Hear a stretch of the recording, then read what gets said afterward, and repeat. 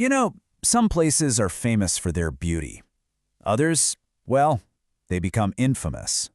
Today, we're going to dig into the story of how a stunning, secluded Caribbean paradise went from being a symbol of pure luxury to, well, a global symbol of something way, way darker. So what you're looking at here, it's really the story of two islands that are actually the same island. I mean, on the one hand, you've got this picture-perfect private getaway, and on the other, a place that's now completely tied to secrecy and some incredibly serious criminal allegations. So the big question is, how on earth does that happen, right? How does a physical spot on a map morph into this notorious idea in everyone's mind? That's exactly what we're going to unpack. Okay, so let's rewind. Before all the headlines, before anyone really knew its name, Little St. James was just, well, a beautiful, pretty much unknown private island in the U.S. Virgin Islands. It was just a slice of luxury real estate, off the grid, and that was about it. But then, in 1998, everything started to change. That's when financier Jeffrey Epstein bought the island. He started developing it into his own personal, super exclusive getaway. And, back then, for someone with that kind of money, this wasn't really a red flag. It's just what the ultra-rich did. Now, this whole reputation shift, it didn't just happen overnight, not at all. It really started with whispers, rumors that grew and grew over the years until, bam, it just exploded into this massive global firestorm. It's a classic case of slowly, then all at once. I mean, for a whole decade after he bought it, the island was still basically unknown. Even when Epstein first got into legal trouble back in the mid-2000s, the island was barely mentioned, just a tiny footnote. The real game changer? That was 2018 and 2019. That's when investigative reporters and, crucially, accusers started pointing directly at the island. And then when Epstein died in 2019, it was like pouring gasoline on a fire.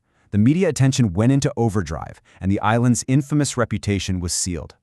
And all of that non-stop media coverage, it completely transformed the island from just a place on a map into something more. One analysis really hit the nail on the head, calling it a powerful symbol representing secrecy, wealth, and alleged wrongdoing. See, the island itself wasn't just a place anymore. It had become this really powerful idea. So that gets you thinking, right? How does a chunk of land, a piece of property, get so loaded down with all this symbolic weight? Well, the answer is all about symbolism. That physical, very isolated island became a kind of shortcut, a shorthand for some really big, troubling ideas. We're talking about the untouchable power that comes with extreme wealth, the fear of what happens behind closed doors, and that deep suspicion of misconduct by the elite. So what are the big takeaways from all this? Well, for one, it shows you the incredible power of investigative journalism to drag secrets into the light. It's also a stark reminder of how extreme wealth and privacy can make accountability really, really difficult. And we see how a place, a physical location, can get tangled up with a dark memory, maybe forever. And this last one is so important, it really shines a light on how hard it can be to separate what's a proven fact from all the allegations swirling around. Okay, so after the media circus and all the legal battles, what actually happened to the island itself? Because the story doesn't just stop there. The next steps were pretty straightforward, all driven by the legal system. So first up, Epstein's estate had to deal with a mountain of legal claims from his victims.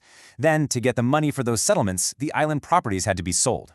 And finally, new owners came in, bought the islands, and announced they had plans to redevelop the whole thing. So now, the island is famous all over the world. But not for its beautiful beaches.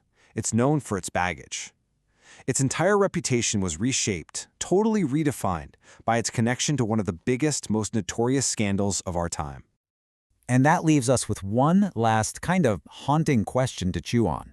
As these new owners try to turn the page and write a totally new story for Little St. James, you have to wonder, can a place, any place, with a past that dark and notorious, ever really, truly escape its own history?